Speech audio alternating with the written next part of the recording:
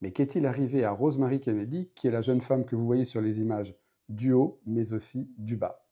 Eh bien, Rosemary est née en 1918 et c'est la sœur de JFK, Bobby et Ted Kennedy.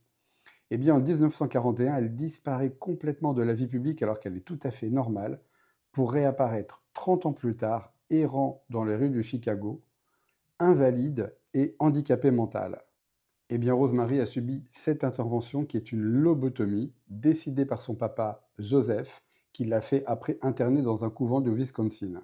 Cette intervention a été réalisée par ce médecin qui s'appelle Walter Freeman et qui est le type qui a fait plus de 50 000 lobotomies aux États-Unis, soit sur des patients qui étaient étiquetés malades mentaux, soit sur des gens qui étaient simplement un petit peu agressifs.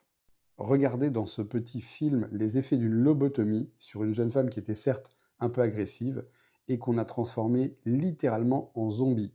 C'est absolument incroyable et complètement condamnable médicalement. Et rendez-vous compte que ça n'est que dans les années 80 que grâce à l'arrivée des neuroleptiques, les États-Unis vont complètement arrêter cette technique barbare.